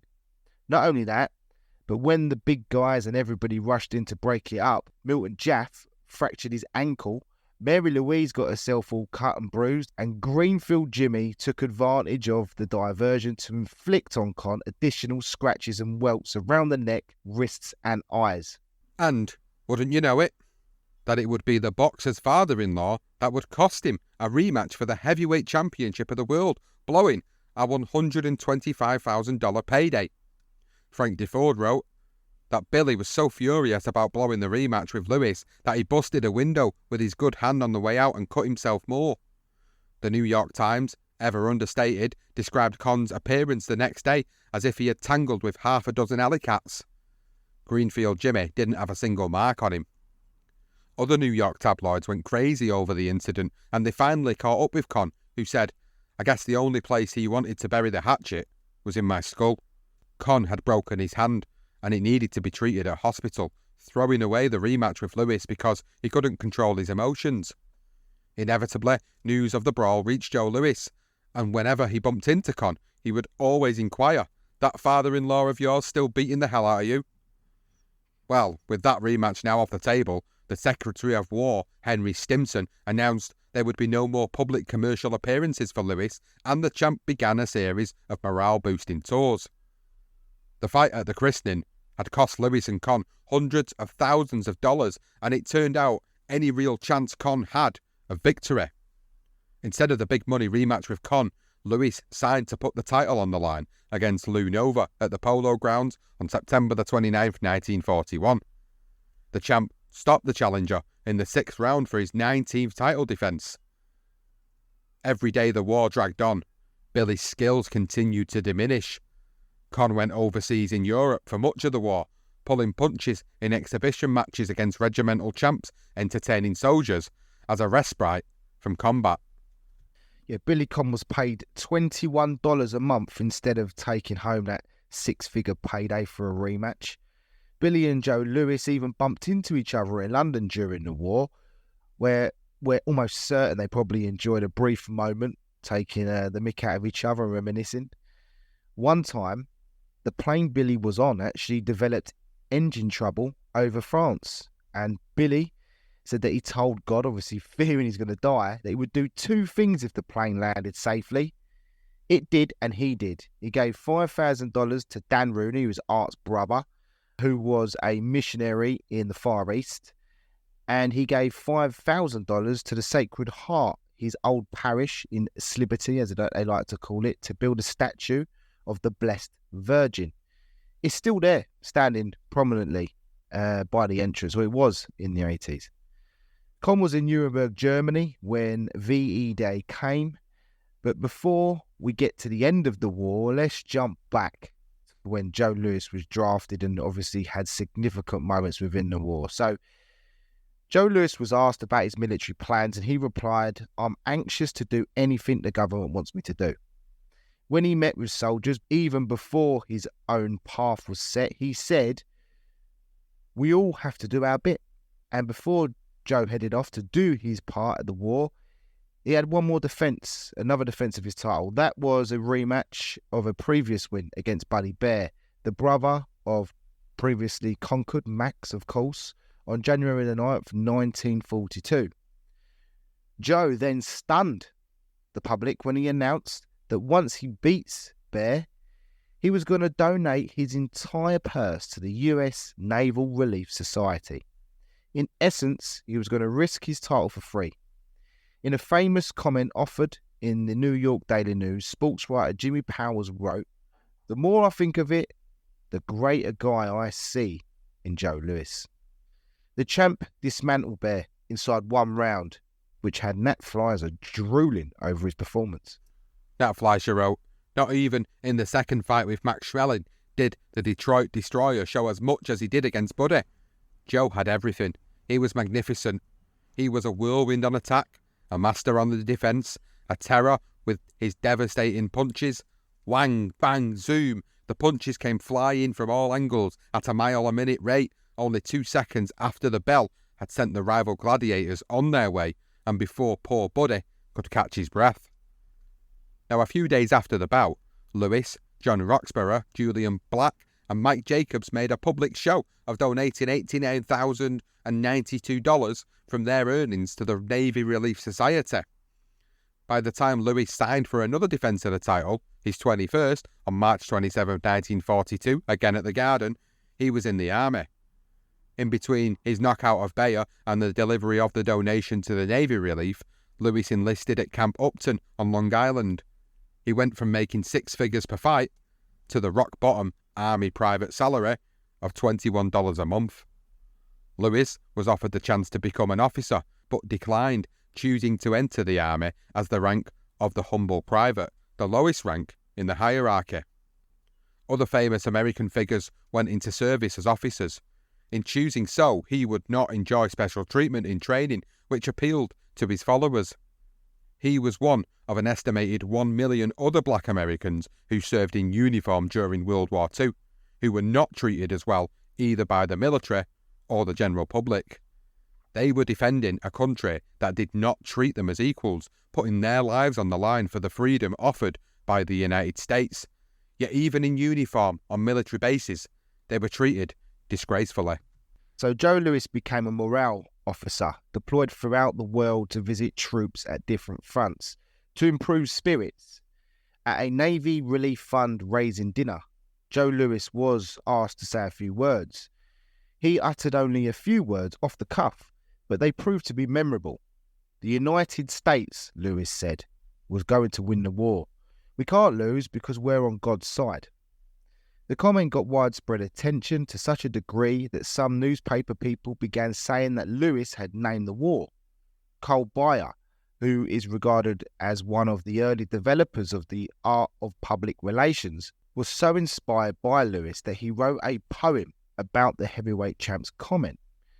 It was a lengthy poem and read in part, this is what it said at the end pretty much, "And you have named the war. This is God's war." Now, after speaking with troops and boosting morale, the army manufactured posters that featured a picture of Louis wearing a helmet and wielding a weapon, and including the words, "Private Joe Louis says, we're going to do our part and we'll win because we're on God's side." Louis took another rematch during this time as well, where he's obviously doing his war effort, and he stopped Abe Simon in 6 rounds in March 1942. Louis had donated $64,980 to the Army Emergency Relief Fund, but significantly, for Joe that was, his mentor, Jack Chappie Blackburn, was not in the champ's corner due to poor health. So less than a month later, Chappie actually died of a heart attack.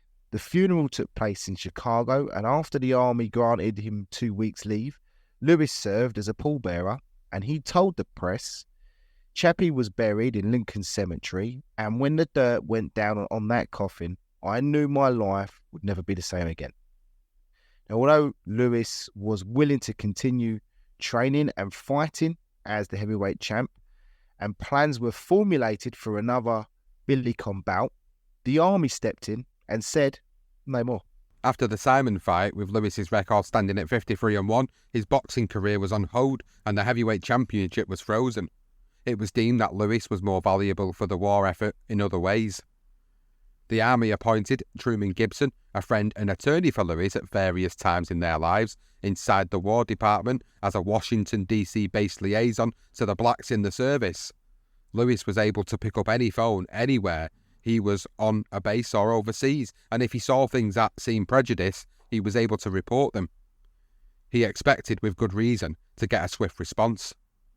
Now, once scheduled to fight an exhibition for a group of soldiers, Louis realised that all of the best seats were going to the white men and that the blacks had to sit in the back. He refused to go on unless that situation was resolved. Now, while stationed at Fort Riley in Kansas, Joe became aware that many seemingly qualified African-American soldiers were being denied the chance to attend officer candidate school. One of them was Jackie Robinson, later the man who broke baseball's colour barrier with the Brooklyn Dodgers. Lewis reported the situation to Gibson, and those men were accepted into the programme. That was not the only time Lewis assisted Robinson, and their friendship grew beyond the war. On another occasion, Lewis informed Gibson that this United States outpost not only had separate buses for black and white soldiers on the base, but even separate bus stations. Word got back to Fort Riley, and that was changed. At another base in Alabama, Lewis, who was with Sugar Ray Robinson, the future middleweight champion of the world, Robinson met Lewis for the first time some years before when Lewis was fighting in Detroit. Young Ray had carried his bag around during that first meeting. Yes, so now Joe Lewis and Sugar Ray Robinson were now sat on a whites-only bench, which got them into a bit of conflict with some military policemen. Once again, it took a phone call to Washington to smooth things over.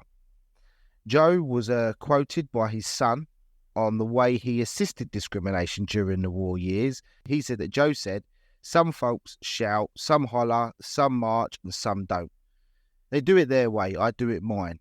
I got nothing to be ashamed of. I stand for right and work for it hard because I know what it means not to have the rights that God gives us." The Army deployed Joe Lewis non-stop for perhaps 100,000 miles, some people said, during his service. He spoke to between 4 million and 5 million troops in a wide array of countries across bases all over the United States, plus Alaska.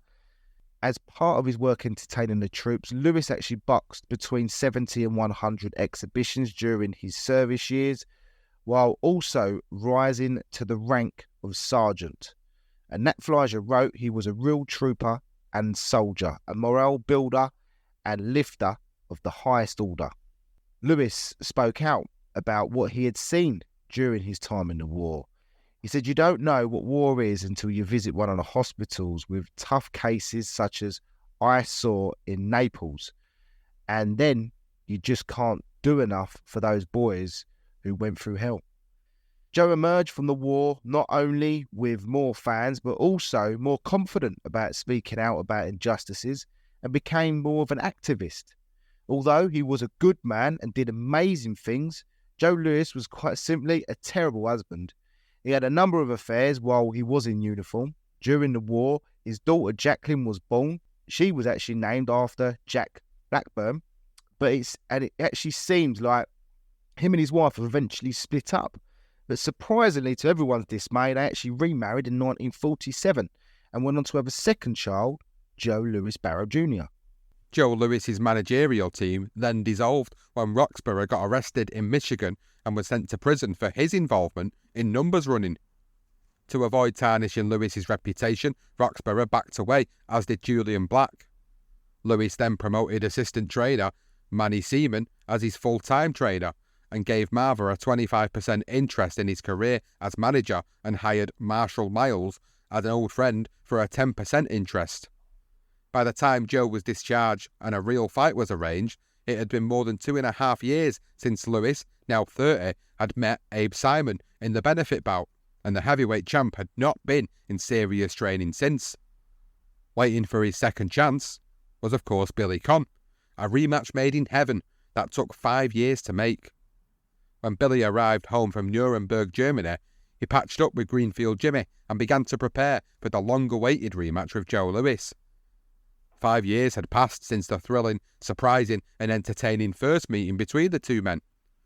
5 years that seemed like an eternity had gone by on the calendar, and no one could truly predict how rust might affect either combatant.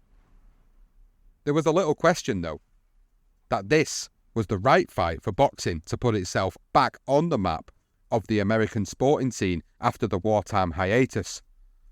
The rematch was officially announced for Yankee Stadium in June on October the 19th, 1945, 6 months after the public unveiling of the bout. Plenty of time for the build-up from promoter Mike Jacobs, and plenty of time for the two principals to get into shape and form for their big test. Conn's preliminary training camp was set up in Hot Springs, Arkansas, supposedly at the order of mobster Oni Madden, who apparently wanted the entertainment where he was hanging out. And Billy Conn actually admitted those 3 years in the army didn't help my ring condition any. dismissing his mid-1940s exhibitions during the war service. Both men had work to do to regain their pre-war form. Fighting Conn helped Lewis focus his attentions on training, although he did have the occasional slip, a little drop into the bad habits of playing golf too often during training. But Lewis said, "I knew I had to be in shape for the fight with Conn. He was as hungry as I was, and in our last fight, he could have been the champion. Those exhibition bouts in the army were just fun and games. I needed some heavy training. As far as I was concerned, I hadn't fought in 46 months. Billy Conn was 28 and Lewis was 32, but both men looked pretty fit in the weigh-in. Conn weighed 182 pounds, who had actually lost a lot of weight considerably from the start of his training, and Joe Lewis weighed 207 pounds. There was a 25-pound disparity. Lewis had held the world title for 9 years. Conn needed his stamina, fast hands and boxing skills to pry that heavyweight title belt from around Lewis's waist. One thing all should have kept in mind is that Joe Lewis always, and we mean always, performed better against a foe in the second match. It was on June 19th, 1946, and such was the excitement that for the first time ringside seats went for $100. On a cool, pleasant night, more than 45,000 spectators paying close to $2 million turned out for the rematch. For the first fight, Conn was lighter on his feet and quicker with his jab. He outboxed Lewis, and that was his strategy for the second fight too. Everyone knew that he couldn't slug it out with the 3.5-1 favourite Brown Bomber. Referee Eddie Joseph, who officiated the first fight, also officiated the second fight with Lewis Conn. The rematch was the first world heavyweight title fight broadcast on television. It shown on NBC, but it failed to live up to its expectations. Now, we're not going to give you a round-by-round breakdown because, quite simply, we would be repeating ourselves. Now, for the first 7 rounds, Conn regularly attempted to hit and move, but his speed had diminished from that first fight 5 years earlier, and he wasn't as fast as he had been previously. The war years sapped more of his speed than it did of Lewis's agility. The champ's style was to stalk and cut off the ring while fighting at his pace, which is what he did. Conn could not up the pace like he had done in their first fight, so he was largely ineffective. The same punches that had penetrated Lewis's defences 5 years earlier didn't get through. There was little that Conn could do apart from hope that the fight would take some kind of toll on Lewis, and he showed no sign of that at any stage. The only other hope Billy had was that he would land a lucky punch that all boxers dream of to finish off his foe, but again, there was no evidence that it was going to happen either. Lewis just kept on plodding after a retreating and occasionally stumbling Conn. The challenger attempted a few telling punches, landed almost none, and demonstrated to virtually everyone watching the match in the Yankee Stadium or on television in bars in 4 selected cities that he had lost his skills in the war. In the 8th round, Lewis, breathing heavily, was able to briefly pin Conn in a neutral corner. He slammed him with a body punch that brought a grimace. Conn was able to escape the trap in the corner, but a Lewis left opened a cut over Conn's left eye. The next time Lewis landed a left, Conn was off balance and open. A right hand landed bang on the chin as Conn dropped to the canvas. He fell hard, stretching out on his back and rising only to a knee in time to hear referee Eddie Joseph shout 10. The fight was stopped at 2 minutes and 18 seconds of the 8th round, and the challenger was dragged to his corner by his helpers. For all the hype, the fight was far from a classic, unlike the first one. In fact, it was a disappointment by any standards. Age and inactivity had reduced Billy Conn's skills, while Joe Lewis was still just Joe Lewis. Not as purely athletically talented as he had been, but after remarkable 22 title defences, he was still the king in the heavyweight division. Conn actually told reporters, he didn't hold back either, after the match, he says, I'm convinced I haven't got it anymore, so I'm quitting. In the dressing room after, Conn actually called the fight, or he said It was a stinkeroo. And it was Johnny Ray who cried that night because he said, quite simply, Billy's finished. It had taken quite a bit of hard work for Joe Louis to actually trim down and step into the ring in tip-top shape. Only he and his trainer Seaman knew the extent to which his elbows actually pained him because he had once again overindulged in too much golf. Seaman admitted that it was a long grind from the sulphur baths and steam baths at West Baden to the 8th round of the Conn bout at the Yankee Stadium, but the payoff wallops were good to see. Lewis actually made $577,700 for the fight. His manager's got $140,000. His soon-to-be ex-wife collected $66,000, and the US state of New York took $30,000, while Billy Conn got $289,000 himself. Obviously, distributed some of that money to his manager, but he practically got over $150,000 to $200,000 more than Joe Louis for getting knocked out in the 8th. Decades after the final bell sounded, what took place in the Polo Grounds that night in 1941 was still being called by the editors of the ring the greatest fight in boxing history. The champ made another 3 defences of his world heavyweight title before retiring and then coming back due to his well-documented financial troubles. Joe Louis made an incredible 25th defence of his title, knocking out Jersey Joe Walcott in their rematch, but returned to the ring over 2 years later to lose to Ezard Charles. He fought on when he should have been enjoying his retirement because of lingering tax issues that would just never go away. He finished his boxing career with 66 wins, 52 by knockout and only 3 defeats, and he's still considered as one, if not the greatest heavyweight fighter to ever lace up a glove. Billy Conn fought twice more in November 1948, winning both by knockout, and finished his career with a record of 63 wins, 15 by way of knockout, 11 losses and a draw. Now we're going to finish off this tale with a couple of stories about these two, who actually became fast friends after their bouts. To bring in money, Joe Louis engaged in numerous activities outside of the ring. He appeared on various quiz shows and an old army friend, Ash Resnick. Yes, that is the same Ash Resnick who was a friend of Tony Liston. If you haven't listened to that Darker Side of Boxing episode, we highly recommend you go and listen to it. Ash Resnick actually gave Louis a job greeting tourists at the Caesars Palace Hotel in Las Vegas, where Resnick was an executive. Billy Conn, too, spent a couple of years in Vegas working the Stardust Lounge as a greeter. His son, Timmy, remembers the time a high roller that gave him $9,000 just for standing around and being Billy Conn. I talk about easy money. If he'd have known that years ago, I bet he would have done that rather than share a ring with Joe Louis. Well, one night, Joe was in the Thunderbird when he bumped into Billy. They were both in Vegas at the time, so they began talking about old times. That was when Conn recalled this. He said he, as in Joe Louis, had a pocket full of black chips and a pocket full of green chips. A bum comes up to him. He gave him a black chip.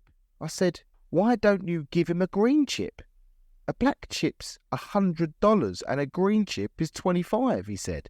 Louis replied, what hell's the difference? I'm going to lose it anyway. So there you go. That was his his idea of money. Billy gave up the Vegas work and went back home. But Joe obviously stuck around a bit longer, like his boxing career. Probably shouldn't have, but he did. Conn adored Louis as well, and Louis adored him. And he loved to tell stories about Joe Louis and obviously money. Some guys have problems with money. Some guys have, say, problems with father-in-laws. Either way, they have their own share. Nobody gets off scot-free. Conn always repeated the one story, and we've already mentioned it, but let's do it again in Billy's words. And Billy Conn said, I told Joe later, hey, Joe, why didn't you just let me have the title for 6 months? All I ever wanted was to be able to go around the corner where the guys are loafing and say, hey, I'm the heavyweight champion of the world. And you know what Joe said back to me? He said, I let you have it for 12 rounds and you couldn't keep it. How could I let you have it for 6 months? One he always said, apparently. So before we conclude this tale, we must implore you as listeners, please, go away and read Frank Deford's wonderful piece for Sports Illustrated called The Boxer and the Blonde. Seriously, it's brilliant. It was released on June 1985, that issue. It really is a beautifully crafted article and a brilliant read, a great source for our episode for the Billy Conn stuff. So good, in fact, that it was actually sold to a film producer. Frank recalled and admitted in a Sports Illustrated questions and answers article, "The only regret I have is that it was not made into a movie. It was my fault." And he was asked why, and he explained, "I told Billy, look, you want to sell this as a movie?" And he said, "Sure." I said, "We'll go 50-50. And he said, "Okay." We got $50,000 from some producer.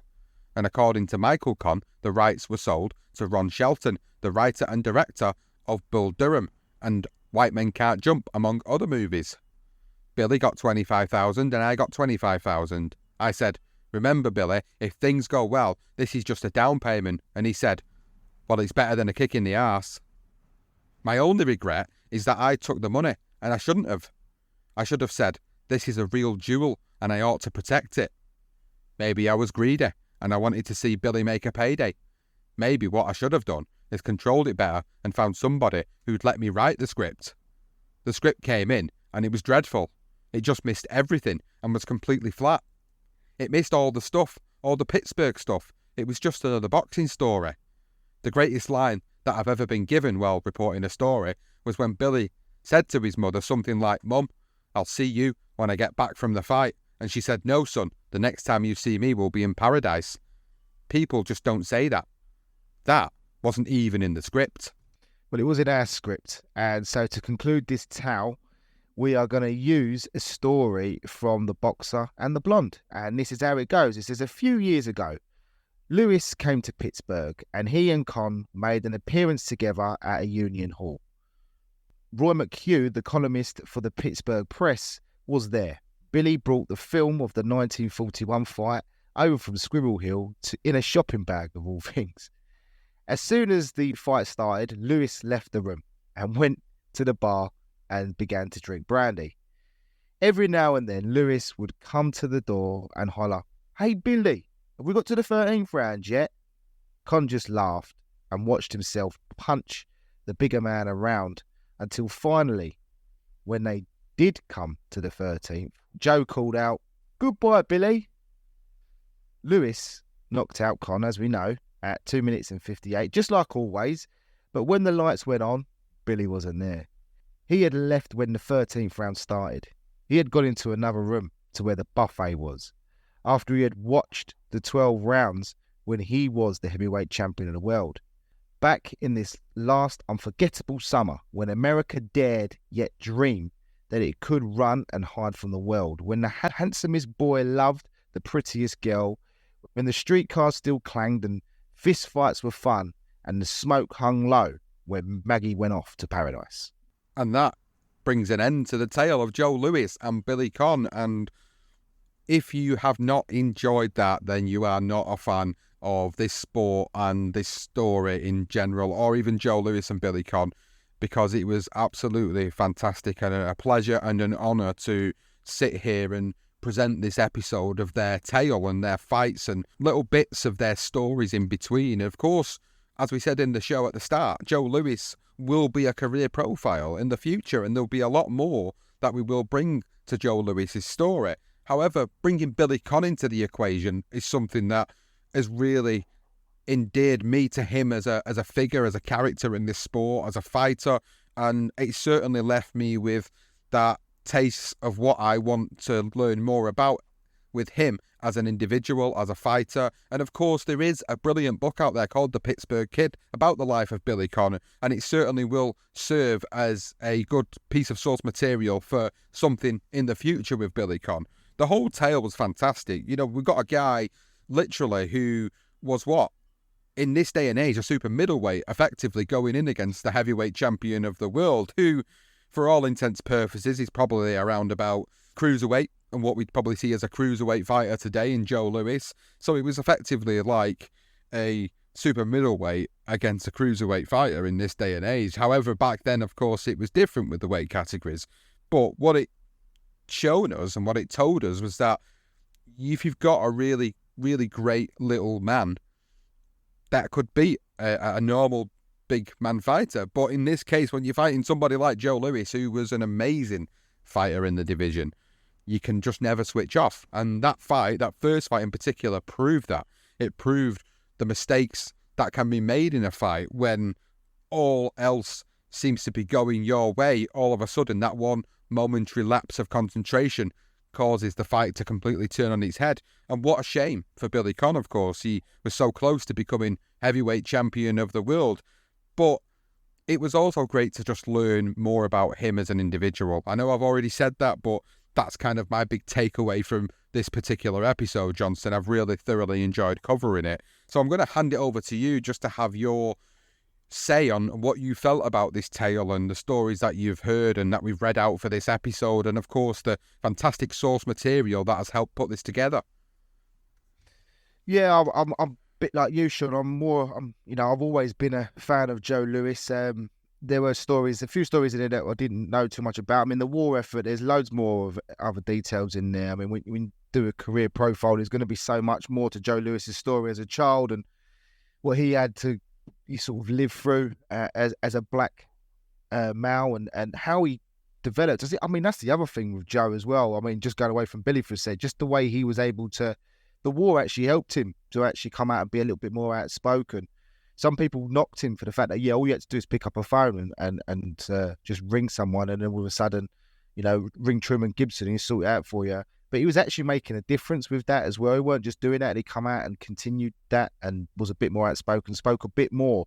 Whereas before he was always told, wasn't he, to be this, just yes sir, no sir kind of guy. And Muhammad Ali, in fact, just to take the absolute piss out of him. And I think one thing you do realise is Joe did a lot of stuff. And the black community in particular, absolutely how happy they were. For him to have so many defences, it was like a party, as they said, every time he won a fight. So in 1941, when he knocked out like 6 out of 6 in about 6 months, it must have been a party every month. It must have been amazing. But yeah, Billy Conn endeared me. Just that, I mean, the beautiful article, the boxer and the blonde. I mean, we keep mentioning it because it is absolutely brilliant to read. I honestly can't tell you enough. I was like in awe of the writing and just how the guy put it together. And you know what? I mean, we had to incorporate it within this story, and it made it a bit different, Sean, didn't it? I think with this legendary nights, the one thing I will say is there isn't much fight detail in here. We do normally like to give you that, and we haven't, because there's been so many other stories that sort of gives us a personality on each fighter. Two contrasting personalities from contrasting backgrounds come together for a fight, and they produce an absolute stunner. And everyone's in shock and can't believe that Lewis is going to get beaten.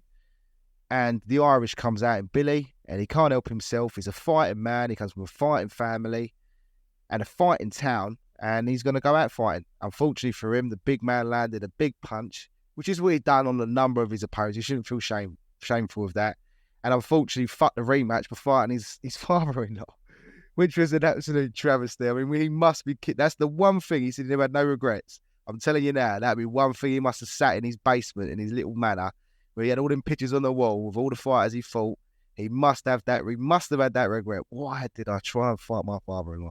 Why couldn't I have not done it? But did you know what? That wouldn't have made Billy Conn Billy Conn. That's what he was, Sean, wasn't he? He was a fighter throughout. Absolutely. It's a great story. I hope you guys have enjoyed this particular tale. And if you have, please go and let us know. If you're on Spotify listening to this, below there will be a box that you can comment about this episode. Please let us know what you think about it, any thoughts and feelings, any bits of information that you want to share with us, if you've done any research on any of these two yourself. It's always great to hear from people when they listen to the episodes. Also, it's also great to hear from the patrons of the podcast. A lot of you guys that listen to us and subscribe to us through patreon.com, we always see comments all the time. Comments from Martin, comments from Corey, comments from Matthew. It's really, really appreciated when you guys go out and let us know what you really think about these episodes and engage with us separately through Patreon as well. So thank you to you guys and the rest of the patrons for supporting us separately. If you have been listening on Apple, please make sure you leave a rating and a review. And if you're listening on any other podcasting app that does have a rating system, please do leave us a rating. And if it has a review system, leave us a review also. If you've not already followed us on social media, you can do so on Twitter, either at Legend Night Pod or at BTR Boxing Pod, and you can find us on any other social media platform at the BTR Boxing Podcast Network, where you'll see episodes going out weekly. You'll see a lot of boxing history videos that I put out on there. There's on this day when certain fighters were born, when certain fights happened. I love putting that stuff out there, and people are really, really engaging with all that. So a big thank you to everybody that has been engaging and sharing those videos and sharing those little clips that I put out on there. It's really, really appreciated. Please do make sure when you see the Legendary Nights episodes going up on social media that you do take a moment to share it. It would be really appreciated if you could just take a couple of moments just to press that retweet button or that share button. It really, really helps get the word out there about the show and the history of the show that we've covered and all the different elements to different fights from over the years and stories that we've covered. It would be really good to bring all those different boxing fans to the podcast to listen to all the great stuff that we've put out there. But that is it for this particular episode. I want to say again a big thank you to everybody for listening to the show. We will be back with another episode very soon. And thank you again for listening to the Legendary Nights podcast, the tale of Joe Louis versus Billy Conn on the BTR Boxing Podcast Network.